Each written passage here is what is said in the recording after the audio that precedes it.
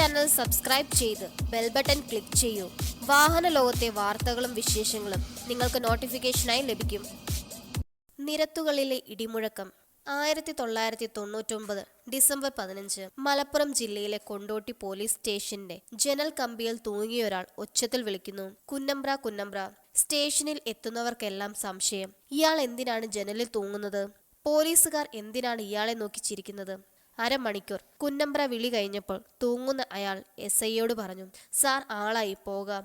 ഉടനെ കാൽമുട്ടിന് താഴെ ലാത്തിയുടെ ചൂടറിഞ്ഞു. കൂടെ ഒരു ആജ്ഞയും. വിളിയുടെ ഉറക്കെ. സംശയക്കാരുടെ എണ്ണം കൂടിയപ്പോൾ വിശദീകരണം വന്നു. ജീപ്പിൽ ആളെ തൂക്കിക്കൊണ്ടു പോയതിനുള്ള ശിക്ഷയായത്. ഇത് കഥയല്ല. മഹീന്ദ്ര കമ്പനി പുറത്തിറക്കിയ ജീപ്പ് എന്ന വാഹനത്തിന് ഒരു കാലത്ത് ജനങ്ങൾക്കിടയിൽ ഉണ്ടായിരുന്ന സ്വാധീനമാണ് ഈ സംഭവം വെളിപ്പെടുത്തുന്നത്. ഏതു കുന്നും മലയും മരുഭൂമിയും നിഷ്പ്രയാസം താണ്ടും.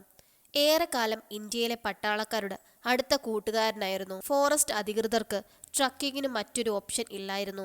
രാജ്യത്തെ കർഷകർ, പ്രത്യേകിച്ച് എസ്റ്റേറ്റ് മുതലാളിമാർ, കൃഷിയിടത്തിൽ സാധനങ്ങൾ എത്തിക്കുകയും തിരിച്ചു വിളവുകൾ കൊണ്ടുപോവുകയും ചെയ്തിരുന്നപ്പോൾ തന്നെ സ്കൂളിൽ പോകാനും ആശുപത്രിയിൽ എത്താനും മരണവിവരം വിളിച്ചു പറയാനും കളി മൈതാനങ്ങളിൽ ആളെ തികയ്ക്കാനും ഓഫ് റോഡ് റേസിംഗിന് പോലീസുകാർക്ക് ചുറ്റാനുമൊക്കെ ഉപയോഗിച്ചിരുന്ന യഥാർത്ഥ മൾട്ടി പർപ്പസ് വെഹിക്കിൾ.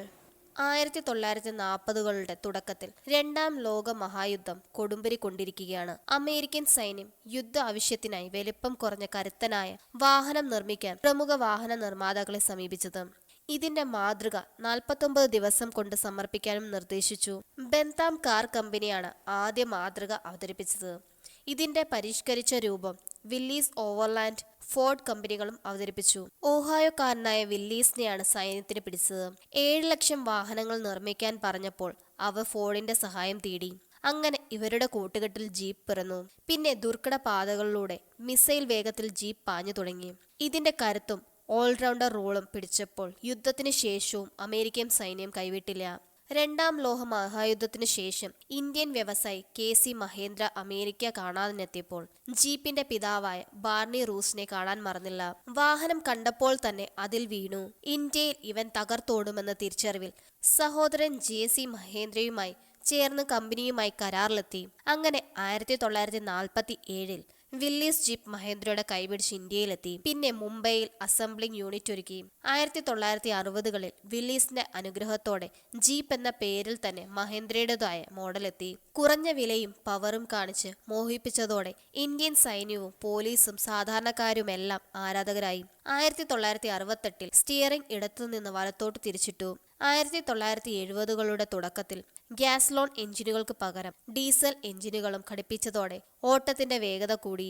രാജ്യത്തിന്റെ വിവിധ ഭാഗങ്ങളിൽ ഷോറൂം ഉണ്ടായിട്ടും മലപ്പുറത്തുകാരോടായിരുന്നു മഹേന്ദ്രയ്ക്ക് കൂടുതൽ സ്നേഹം. ഏറെക്കാലം ഇവിടുത്തുകാരനായിരുന്നു ജീപ്പിനെ ഏറ്റവും കൂടുതൽ കൊണ്ടു നടന്നത്. 15 വർഷം മുമ്പ് വരെ ഏതു കുഗ്രാമത്തിൽ പോയാലും അവിടെ നിന്ന് അടുത്ത പ്രദേശത്തേക്ക് ആളെ കൊണ്ടുപോകാൻ നിരയൊഴിപ്പിച്ച ജീപ്പുണ്ടായിരുന്നു.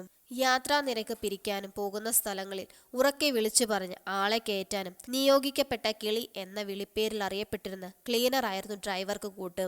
പോകുന്ന സ്ഥലങ്ങൾ മുഴുവൻ ഒറ്റ ശ്വാസത്തിൽ പറഞ്ഞു തീർക്കുന്ന ക്ലീനർ മിക്കപ്പോഴും മൈനറാവും. പഠിക്കാനുള്ള കഴിവുകേട് തെളിയിച്ച് സ്കൂളിന്റെ പടിയിറങ്ങുന്ന പയ്യന്മാരുടെ ആദ്യ തൊഴിലിടമായിരുന്നു ഇത്. മലപ്പുറത്തുകാരുടെ സാഹസിക യാത്ര കൊണ്ടാണ് തങ്ങളുടെ വാഹനത്തിന് ഇത്രയും കപ്പാസിറ്റി ഉണ്ടെന്ന് കമ്പനിക്കാർ പോലും തിരിച്ചറിഞ്ഞത്. പരമാവധി 10 പേർ പോകാവുന്ന വാഹനത്തിൽ 25-30 പേർ. ഇവിടുത്തുകാരുടെ ഭാഷയിൽ തന്നെ പറഞ്ഞാൽ വെളിഞ്ഞയിൽ ഈച്ചയൊട്ടിയ പോലെ. ഏതെങ്കിലും സ്കൂളിനടുത്തോ ഫുട്ബോൾ ടൂർണമെന്റ് നടക്കുന്നിടത്തോ കലാപരിപാടികൾ നടക്കുന്നിടത്തോ പോയാൽ ഈ കാഴ്ച കൂടുതൽ വ്യക്തതയോടെ കാണാമായിരുന്നു. ഒറ്റ കൈയും കാലിന്റെ തള്ളവിരലും ഏതെങ്കിലും ഒരു ഭാഗത്തുറപ്പിച്ച് മറുകൈയിൽ പുസ്തകങ്ങളുമായി വാഹനം ഏതെന്ന് തിരിച്ചറിയാൻ പറ്റാത്ത രീതിയിലായിരുന്നു യൂണിഫോം അണിഞ്ഞ പയ്യന്മാരുടെ അഭ്യാസം. ജീപ്പിന്റെ മുകളിൽ കയറി ആർത്തു വിളിച്ചു പോകുന്ന കളിക്കമ്പക്കാർ എന്നും നാടിന്റെ ആവേശമായിരുന്നു. എന്നാൽ ഇത്തരം കാഴ്ചകൾ കാണാൻ ഏറ്റവും താല്പര്യം കാണിച്ചിരുന്നത് പോലീസുകാരായിരുന്നു. വഴിയിൽ പോലീസ് കൈ കാണിക്കുമ്പോൾ തൂങ്ങിയവരുടെ ചിതറിയോട്ടം നാട്ടുകാർക്ക് പതിവായി ആസ്വദിച്ചിരുന്നതാണ്. ഉള്ളിലിരിക്കുന്നവർക്ക് മര്യാദയ്ക്കൊന്ന് ശ്വാസം വിടാൻ ഏതെങ്കിലും പ്രധാന സ്റ്റോപ്പിലെത്തുകയോ പോലീസ് എത്തുകയോ വേണമായിരുന്നു. വിയർത്ത് കുളിക്കുമ്പോൾ സീറ്റിനടിയിലെ ക്യാബിനിൽ നിന്നുള്ള സംഗീതമായിരുന്നു ഏക ആശ്വാസം. ഗട്ടറൈസ്ഡ് റോഡിലൂടെ വാഹനം കുതിച്ചു പായുമ്പോൾ പ്രാർത്ഥനയിലായിരുന്നു അഭയം. യാത്രക്കാരും ക്ലീനറും മാത്രമല്ല, ഡ്രൈവർമാരും അതിശയന്മാരായിരുന്നു. ശരീരത്തിന്റെ പകുതി പുറത്തേക്കിട്ടായിരുന്നു ഇവരുടെ സ്റ്റിയറിംഗ് പിടുത്തം. വളവെത്തിയാലും മുമ്പിലേക്ക് ആളുകൾ ചാടിയാലും മറ്റു വാഹനങ്ങൾ വഴിമുടക്കിയാലും സ്റ്റിയറിങ്ങിനടുത്ത് പൊങ്ങിക്കിടന്ന് കേബിൾ പ്രത്യേക സ്ഥലത്തമരും. അതോടെ വിവിധ ഈണങ്ങളിൽ ഹോൺ മുഴങ്ങും. ജീപ്പിനായി ഇവിടുത്തുകാർ കണ്ടുപിടിച്ച പ്രത്യേക സാങ്കേതിക വിദ്യ. ബസ്സുകാരായിരുന്നു പ്രധാന ശത്രുക്കൾ. ബസ് വരുന്നത് കണ്ടാൽ ജീപ്പ് ഡ്രൈവറുടെ ഡ്രൈവിംഗ് സീറ്റിലേക്കുള്ള ഒരു ഓടിക്കയറ്റമുണ്ട്. അതൊരു കാണേണ്ട കാഴ്ച തന്നെയായിരുന്നു. 50 പൈസയുടെ ലാഭം നോക്കി ആളുകൾ ഇറങ്ങുന്നത് തടയാനാണ് ഈ അഭ്യാസം. ഇത് തുടരുമ്പോൾ ബസ്സുകാർ ഓടിച്ചിട്ട് പിടിക്കും. ഒരടി ലൈവായി കാണുന്നതിന്റെ സംതൃപ്തി ലഭിക്കുന്നതിനാൽ നാട്ടുകാർ എപ്പോഴും കാണികളായിരുന്നു. എന്നാൽ നിരത്തുകളിൽ നിന്ന് ജീപ്പിന്റെ ശബ്ദം ഒഴിയുകയാണ്. ഇതിന്റെ സ്ഥാനം മിനി ബസ്സുകളും ഓട്ടോകളും വാനുകളും കാറുകളും എല്ലാം ചേർന്ന് കൈയടക്കിയിരിക്കുന്നു. സ്കൂൾ കുട്ടികൾക്ക് യാത്രാ സൗകര്യമൊരുക്കാൻ ബസ്സുകളുമായി മാനേജ്മെന്റുകൾ ഇറങ്ങിത്തിരിച്ചതോടെ വിശ്രമത്തിന് സമയം ഏറെ ലഭിച്ചു.